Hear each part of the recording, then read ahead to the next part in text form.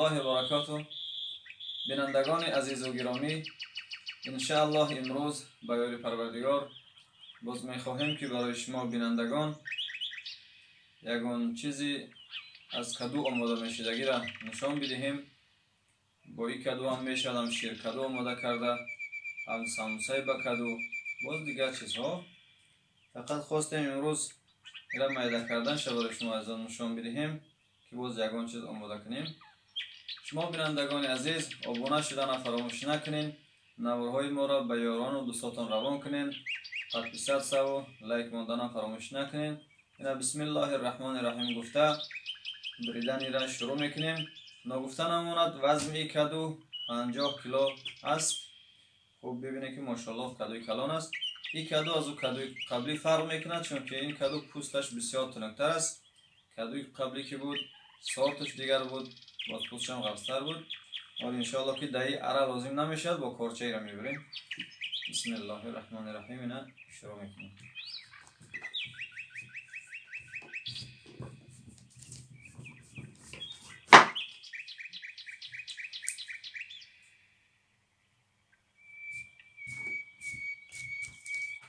خلاص شد.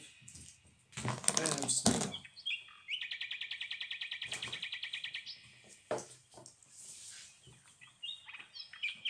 داخل کدو حجمش کلان است، اما دانه هایش هم بازم کم بوده. ببینین ماشاءالله داخلش قدر قفص خوب است، فقط کم ترک سبز شده است که اینها لازم نمیشد. اینا رو ما میپرتویم. اینا باز از این طرف ببریم.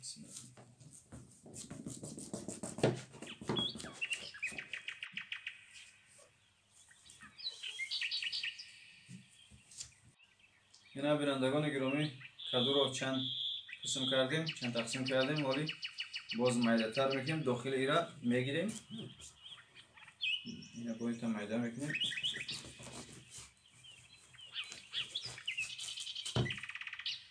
ببینیم به این شکل. ولی میخواهیم که کدو رو در دخوفکه سرخ کردنشان نشان بدهیم.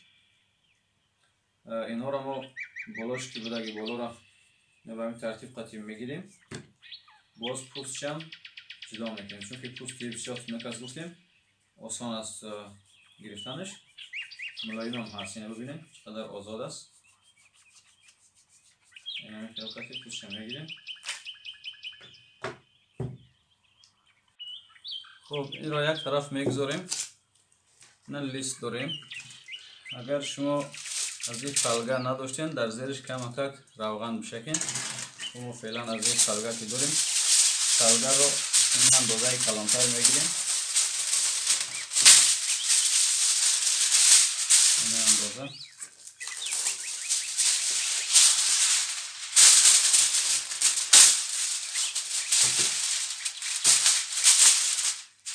خب ببینیم از این اندازه که گرفتیم کدویی که شکر رو کرده بودیم این کدو رو میتونیم بگذاریم در بر یک دیگر میگذاریم. اینا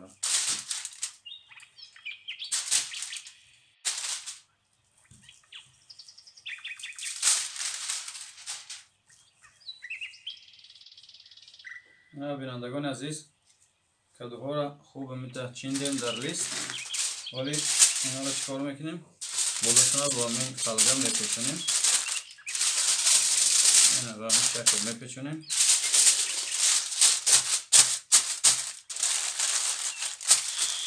میبریم در دخوفکه میگذاریم در حرارت 250 درجه. در چند دقیقه که پخته شد بینندگان عزیز با برای شما گپ میزنیم.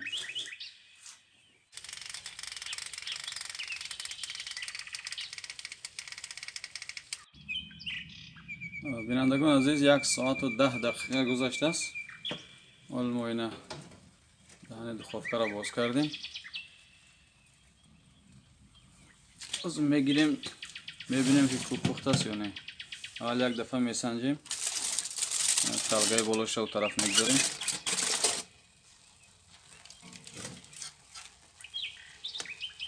اینه ببینید چقدر نرم شدگی هست. انشاءالله که آماده شده است. بازم وابستگی به دخوفکه هر که شما می داشته باشد بینندگان گرامی، میشود که تیز پخته کند، میشه که دیر پخته شود. از ما 110 دقیقه طول کشید. کدوها را آوردیم ولی در یک بشقابی کلانتر، در یک لگند کلانتر میگیریم اینا را. ببینین داغ هستن. خب با شما میتونید که شکر کمتر پرتین، به خاطر چی ما شکر بسیارتر انداختیم در این کدوهای اروپا که هستن قدر مثل کدوهای وطن شیرین نیستن. ببینید سفید است، قدر از کدو زرد هم نیست. اگر شکر بسیارتر انداختیم که آب زیاد میبره. اینا مرحمت کنیم. یک لگند کلان گرفتیم اینا را. اینا حاضر باز میبینیم چقدر نرم هستن. اینا ماشاءالله بسیار خوب است، کمتر گرم هم هستن اینا. ماشاءالله بسیار مزه خوب برآورده است. آبونه شدن فراموش نکنین. نوارهای ما را به یاران و دوستاتان روان کنین. لایک موندن هم از یادتان نبرورین. الله یار و مددگارتان باشد. تا نوارهای بعدی. السلام علیکم و رحمت الله و برکاته.